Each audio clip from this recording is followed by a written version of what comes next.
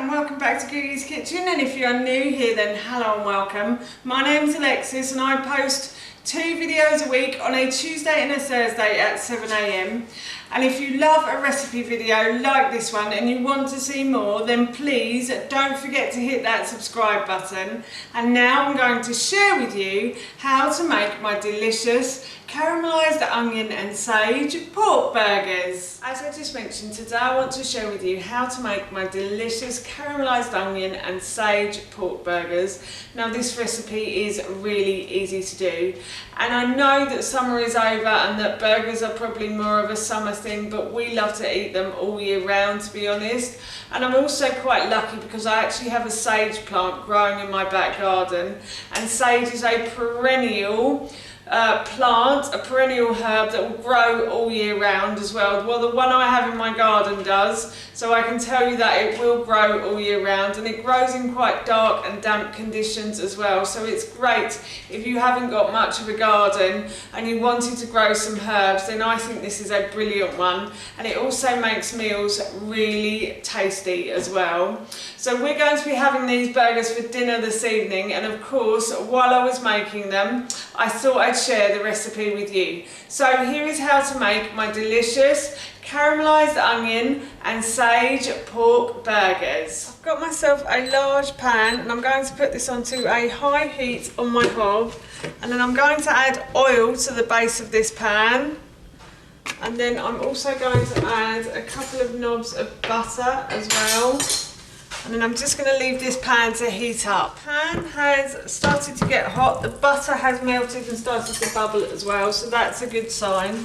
So now what I'm going to do is I'm going to add 1 onion that I have peeled and sliced. So I'm just going to add that to the base of the pan like so.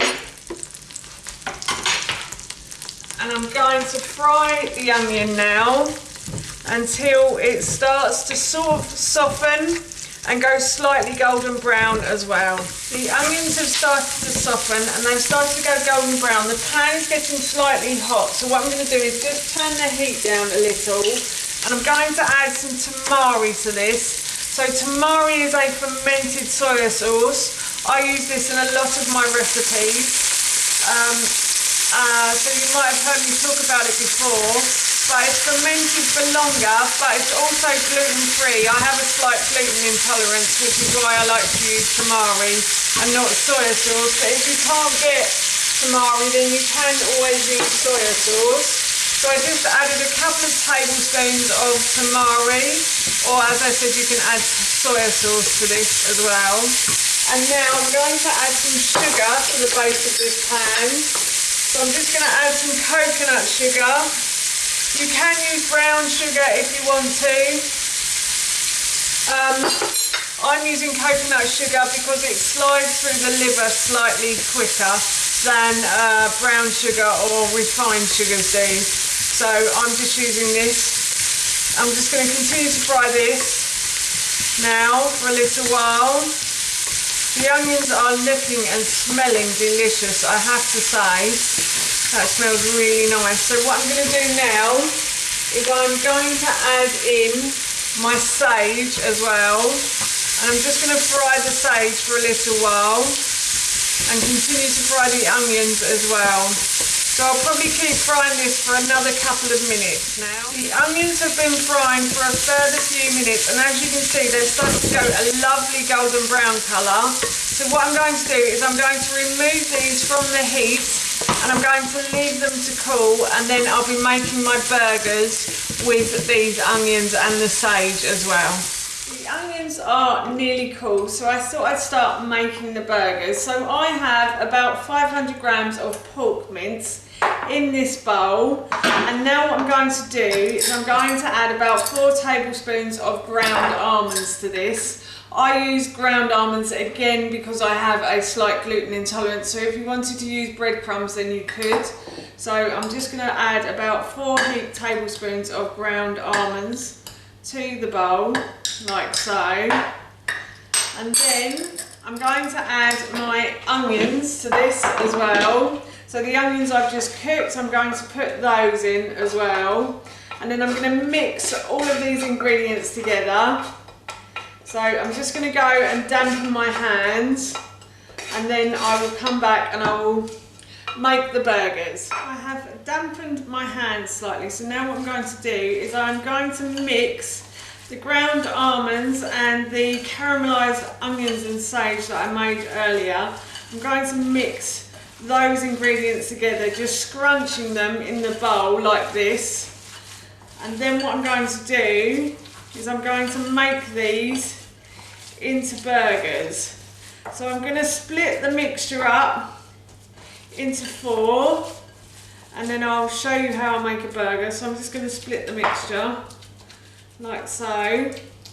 So I've got a big piece here like that, and then what I do is I just form a burger by patting it down with my hands, and then I'm going to put that on the plate, and I will put a little dimple in the middle, and that will hopefully help it to stop rising when it's in the oven, if that makes sense. So it won't come up like a big ball of meat, it will just be flat like a burger. So I'll show you again.